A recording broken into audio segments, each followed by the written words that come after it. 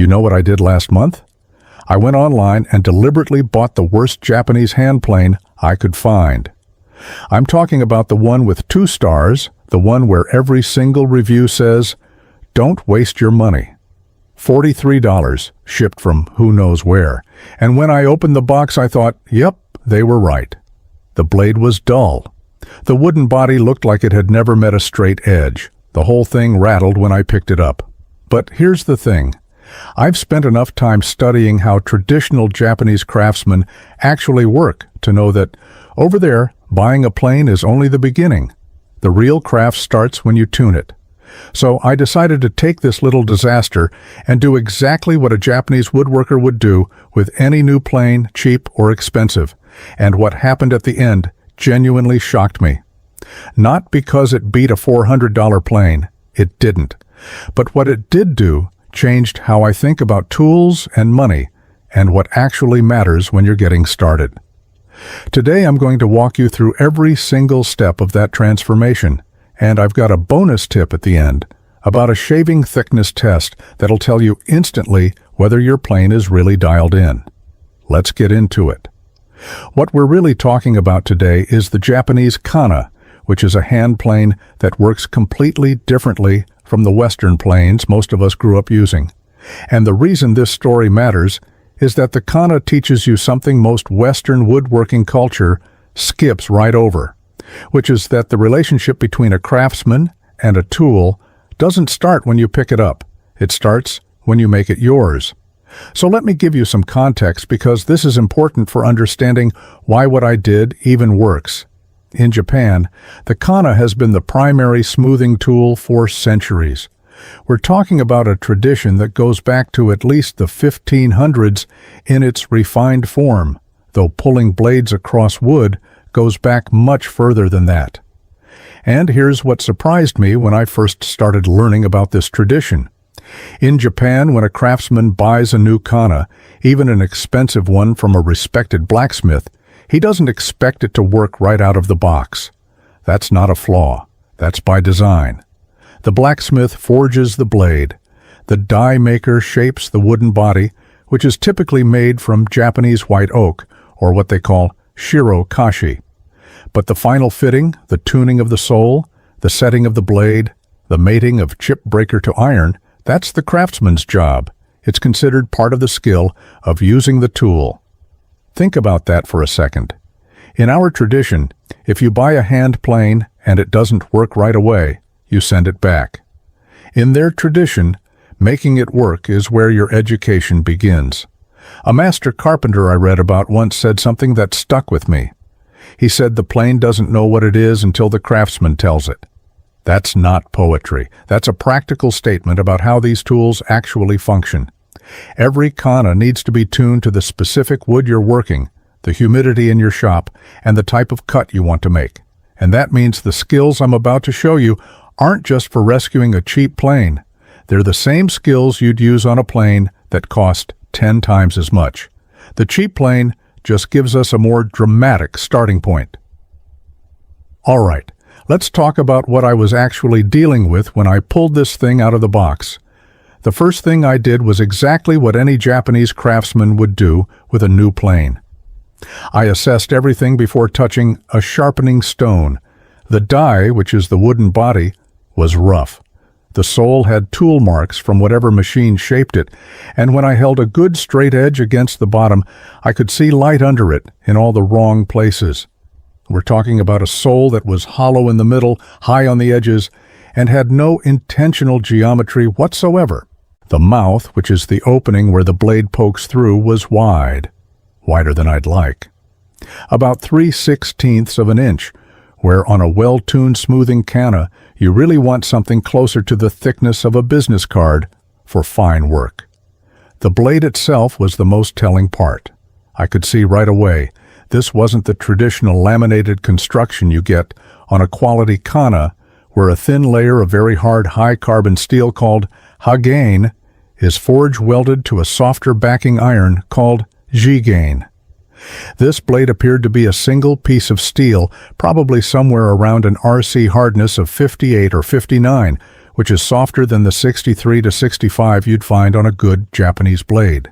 That matters, and I'll be honest about why in a minute. The chip breaker, which the Japanese call the uragane, was sitting loosely and didn't mate flush against the back of the blade. There were visible gaps, and the whole assembly fit into the die with a wobble. If I'd stopped there, I would have agreed with every bad review, but I didn't stop there. Now here's where the real work begins, conditioning the die and getting the sole geometry right.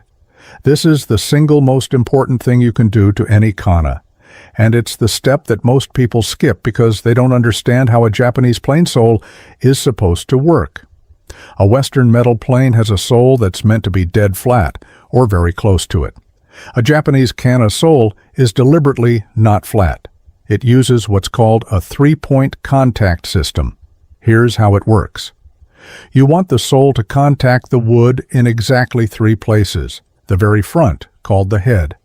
A small area right behind the mouth, called the blade contact zone. And the very back, called the tail. Everything else, the areas between those 3 points, needs to be very slightly relieved, meaning hollowed out just a hair so they don't touch the wood. The reason is physics. 3 points define a plane, in the geometric sense. By limiting contact to 3 precise zones, you reduce friction dramatically, and you guarantee that the blade is always meeting the wood at a consistent depth. More contact isn't better. Controlled contact is better. So here's what I did. I started by getting the sole flat enough to work with, using a piece of 1/4-inch plate glass with 80 grit wet dry sandpaper stuck to it with spray adhesive.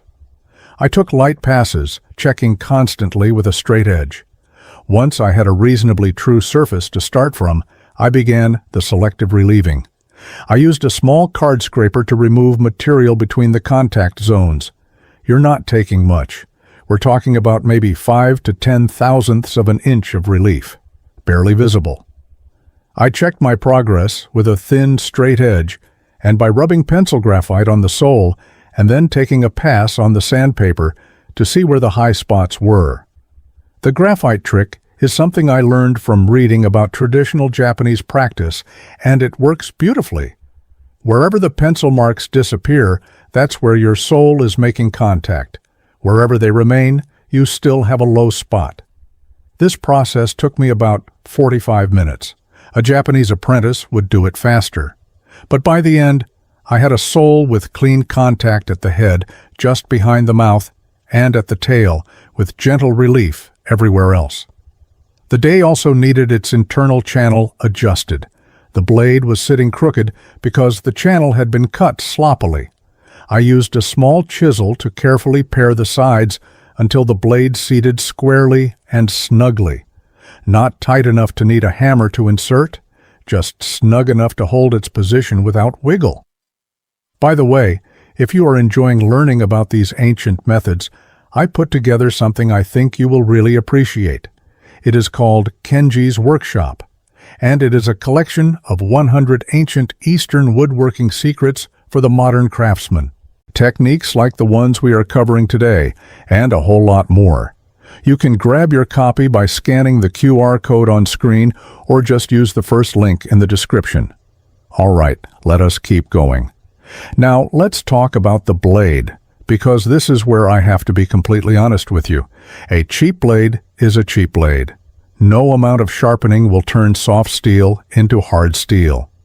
What you can do is get a cheap blade, scary sharp, and understand that you'll be returning to the stones more often. That's the trade-off. So here's what I did. I started by flattening the back of the blade. On a quality kana blade, the back has a hollow grind called the ura that reduces the amount of steel you need to work. This blade didn't have that. It was just a flat slab of steel, so I had to flatten the entire back, which took more time. I used a progression of water stones. I started on an 800 grit stone to establish a flat surface, moved to a 1000 grit, then to a 4000 grit, and finished on an 8000 grit stone. The back needs to be polished like a mirror, at least in the area near the cutting edge, because the back of the blade is actually 1/2 of the cutting edge. Any scratch on the back becomes a flaw in the edge. For the bevel, I worked at approximately 28 degrees, which is a good general purpose angle for a kana blade. I held the blade freehand on the stones, which is traditional, but if you're not comfortable with that, a simple honing guide works fine. The key is consistency. I spent about 15 minutes on the bevel, working through the same grit progression. When I finished, the blade would easily shave hair off my arm. Now here's the honest part. This edge was sharp, but I knew from the feel on the stones that this steel was softer than what I'm used to with my better planes. It didn't have that glassy, hard feedback you get with high-carbon steel at 63 or 64 Rockwell. It felt a little mushy by comparison. That means this edge will dull faster. Where a premium blade might hold its edge through an entire large tabletop, this blade will probably need touching up 2 or 3 times during the same job. That's a real limitation, and I'm not going to pretend otherwise.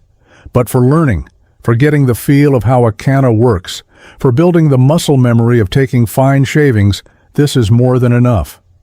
Next up is the chip breaker, and this is a step a lot of people either skip or get wrong.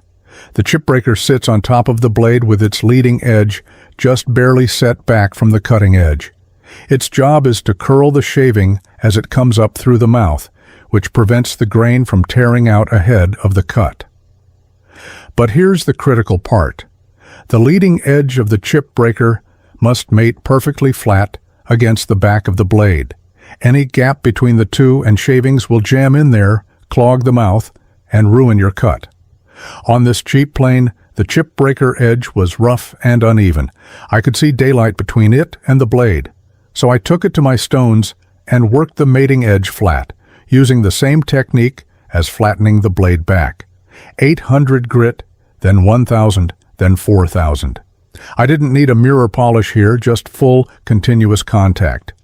I checked by holding the chip breaker against the blade and looking for light. When I couldn't see any gaps, I knew it was right. I set the chip breaker so its edge sat about 1/32 of an inch back from the blade's cutting edge. That's a good starting position for general smoothing work. Closer gives you more tear-out prevention, but also more resistance. All right, this is the part where the kana really differs from what most of us are used to. Setting the blade and learning the tap to adjust technique. There's no knob, no screw, no lever cap mechanism. Everything is done with a small hammer. You insert the blade into the die from the top, bevel side down, and give it a light tap on the back end to advance it. How hard you tap determines how much blade extends below the sole, and we're talking about incredibly small adjustments here. For fine smoothing work, you want the blade extending maybe 1 to 2/1000ths of an inch below the sole. You literally cannot see that amount with your naked eye. You feel it. You run your fingertip lightly across the sole and just barely feel the edge catching your skin. To retract the blade, you don't push it back. You tap the top of the die right at the head with a sharp rap. The impact causes the blade to bounce back just slightly. It's counterintuitive at first. You're hitting the body to move the blade, but after a few tries, you start to feel the relationship between tap force and blade movement. To adjust the blade laterally, correcting if one side is cutting deeper than the other, you tap the sides of the blade itself, very gently. This is where the snug fit in the channel really matters. If the blade is loose in the die, you'll never hold a lateral setting. The whole system is beautifully simple once you understand it. No metal parts to corrode or break, no adjustment mechanisms to wear out, just wood and steel and your hand and a hammer. Now for the moment that actually shocked me. After about 2 hours of total work, I set the blade, clamped a piece of soft maple to my bench, and took the first pass.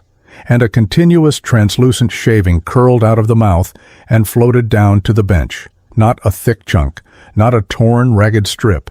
A real shaving.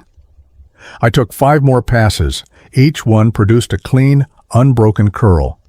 When I ran my hand across the surface, it was smooth. Not just smooth for a $43 tool, actually smooth.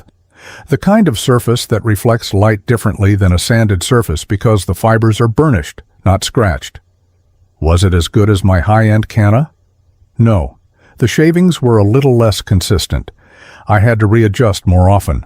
And after about 20 minutes of continuous use, I could feel the edge starting to go, and I needed to touch up on the 8,000 grit stone. But the fundamental experience taking a fine shaving with a properly tuned Japanese plane was absolutely there. And that's what shocked me. Not that the plane was secretly great, but that the gap between a tuned cheap plane and an untuned expensive one is much smaller than most people think. Let me share some patterns I've noticed over the years, things I used to do myself, that this whole experience really highlighted for me. The first pattern is buying tools and expecting them to perform at their best straight out of the box. I did this for years. I'd buy a hand plane, take one pass, get a lousy result, and blame the tool. What the Japanese tradition teaches you is that setup is not a preliminary step. It is the craft. A tool out of the box is a tool that hasn't been introduced to your hands yet. The second pattern is thinking that price equals performance in a direct, linear way. That a plane costing 4 times as much will work 4 times better. It won't. A premium tool gives you better steel, better materials, tighter tolerances out of the gate, and more forgiveness. Those things matter. But they don't matter as much as whether the craftsman knows how to tune and set up the tool. I've seen beginners with beautiful, expensive planes getting terrible results because they never learned to flatten a sole or sharpen properly. The third pattern is sanding everything. We default to sandpaper because it's easy and forgiving, but a properly tuned plane leaves a surface that's fundamentally different. Sandpaper scratches wood fibers. A sharp plane severs them cleanly. The plane surface is more vibrant, absorbs finish differently, and frankly, just feels better under your hand. The fourth pattern is being afraid to modify your tools. That cheap die needed chisel work, scraping, and reshaping before it would function. A lot of us treat tools as finished objects we shouldn't alter. The Japanese tradition treats them as starting points. Once you get comfortable with the idea that fitting a tool to your needs is part of the process, a whole world of capability opens up. Now for that bonus tip I promised at the beginning. Here's how you know if your kana is truly dialed in, and this works for Western planes too. Take a shaving and hold it up to a window or a light. If the plane is properly tuned, you should be able to read newspaper print through the shaving. I'm serious. A fine smoothing shaving from a well-tuned kana should be somewhere between 3 and 5/1000ths of an inch thick, and at that thickness, wood becomes translucent. If your shaving is opaque, you're too thick. If it's breaking apart, your edge is dull, or your chip breaker isn't set right. If it's coming out in pieces rather than one continuous ribbon, your sole geometry needs work. This one test, holding the shaving up to light, tells you everything about the state of your plane in about 2 seconds. I use it every time I sit down to work now. It's the fastest diagnostic tool I know, and I learned it from watching a Japanese craftsman who'd been building shoji screens for 30 years.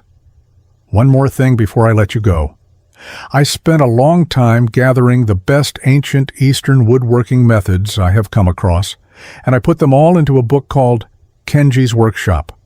100 techniques that most modern woodworkers have never seen, with step-by-step photos and clear explanations you can actually follow in your shop.